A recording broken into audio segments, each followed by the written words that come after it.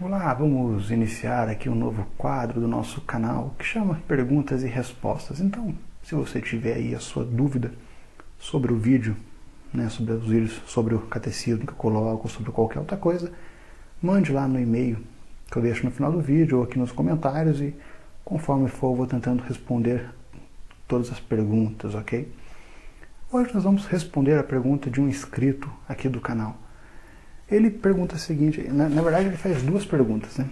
Ele vai dizer o seguinte: Jonatas, o professor Felipe Aquino da Canção Nova disse que a igreja é criacionista, porém descarta a versão de Gênesis escrita por Moisés. Na prática, tendo o livro como modo do autor explicar a origem do homem na sua época.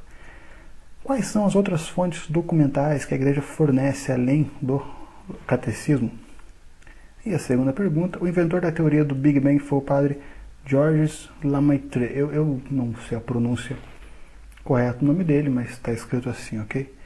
Quais documentos a igreja declara sua posição favorável à teoria? Então veja, dependendo do tamanho do tempo que demorar esse vídeo, eu vou dividir em duas partes, ok? Então veja, Carvalho, a princípio muito obrigado, pela sua pergunta. Tá, as coisas que eu vou falar aqui, os links dos documentos, as coisas, eu vou deixar aqui na descrição do canal, certo? Depois você pode ler lá e se aprofundar mais sobre isso, ok? Então, com relação ao Gênesis. Bom, Felipe Aquino tá certo, tá? Ele não falou nada contra o que a igreja acredita. A igreja é criacionista, certo? Ela acredita que Deus criou tudo, que Deus criou o ser humano, que Deus criou o mundo, certo? Então, não temos dúvida disso. Porém, ela descarta que tenha acontecido literalmente como está no Gênesis, ok? Agora, o porquê disso? Veja, eu procurei algum documento da igreja que fale sobre isso, literalmente, mas eu não achei, tá? Depois eu vou mostrar a citação de um aqui que comenta essa ideia, certo? Porém, isso é ensinado na teologia. Então, tem livros aí de teologia, a minha apostila do curso que fala sobre isso e tudo mais. Então, veja, os historiadores já chegaram à conclusão que os 5 primeiros livros da Bíblia, correto, eles foram escritos eles foram acabados, finalizados entre o exílio e o fim do exílio, ali século VI e V antes de Cristo, ok? Mas falando do Gênesis especificamente, qual que é a finalidade do Gênesis? O Gênesis ele não é um livro de história, correto? Não tinha ninguém na hora lá escrevendo isso, certo? E vendo Deus criar tudo, não.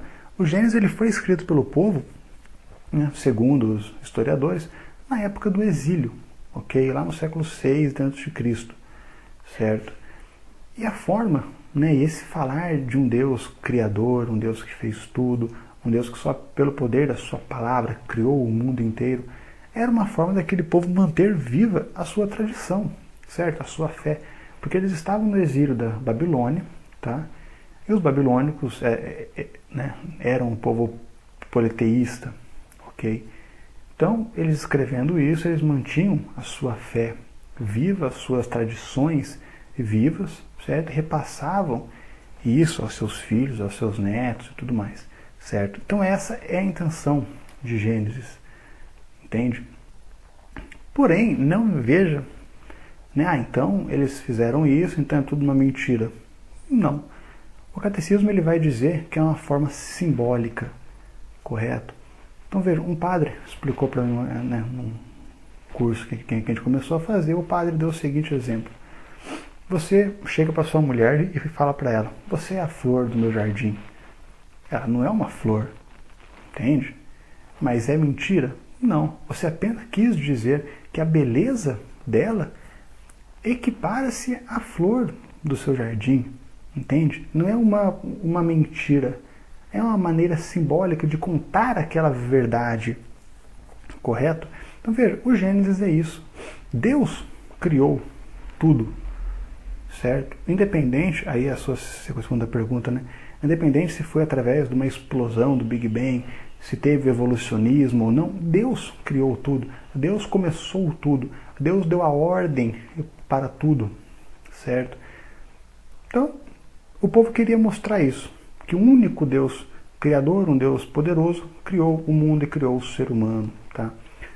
Um pequeno exemplo, né, que levaram os historiadores a começar a chegar a essa conclusão, né, foi que os babilônicos acreditavam, por exemplo, que o Sol e a Lua, eles tinham aquilo como duas divindades, ok?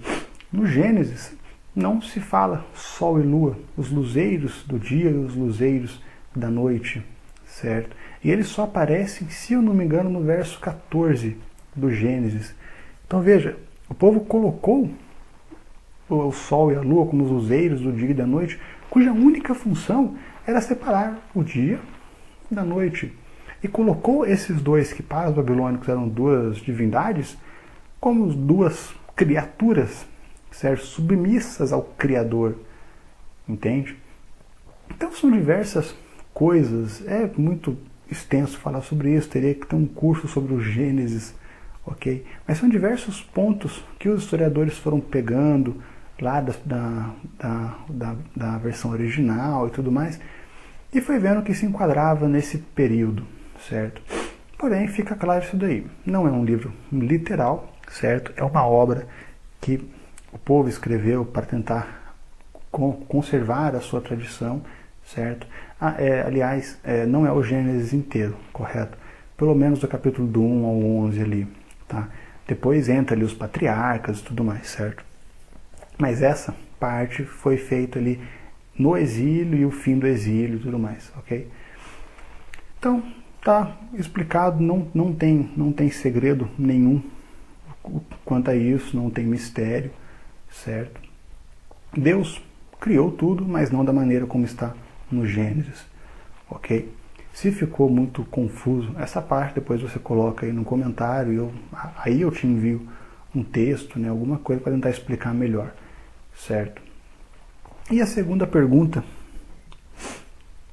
é sobre o Big Bang, tá? Essa segunda pergunta eu vou responder num segundo vídeo, certo? Porém, eu espero que tenha ficado claro essa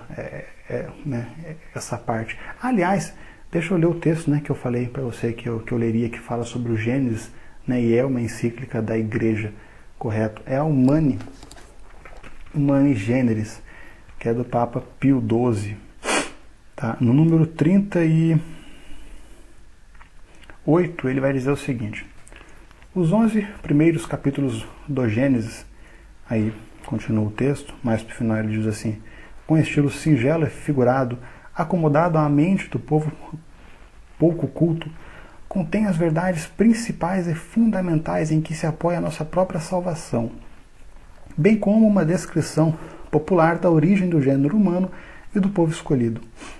Mas se os antigos hagiógrafos tomaram alguma coisa das tradições populares, e é o que eu falei para você, certo? Eles escreveram numa época de exílio, então eles usaram alguns costumes, algumas tradições que eles tinham para como base para o Gênesis, tá? Inclusive o mito mesopotâmico, né, que falava sobre a criação do mundo, eles usaram isso, certo? Mas mesmo assim, nunca se deve esquecer que eles assim agiram, ajudados pelo sopro da divina inspiração, a qual os tornava imunes de todo erro ao escolher e julgar aqueles documentos. E o número 39, todavia, o que se inseriu na Sagrada Escritura, tirado das narrações populares, de modo algum deve comparar-se com as mitologias e outras narrações de tal gênero. Então veja, a Igreja reconhece que foi usado coisas do seu dia a dia, das suas tradições, certo? Para se escrever o Gênesis. Porém, ela deixa bem claro, independente disso, eles escreveram inspirados pelo Espírito Santo. Então o que está lá é palavra de Deus, é verdade revelada por Deus, certo? Da maneira deles, mas não deixa de ser uma verdade revelada, ok? E no segundo vídeo eu dou a segunda resposta.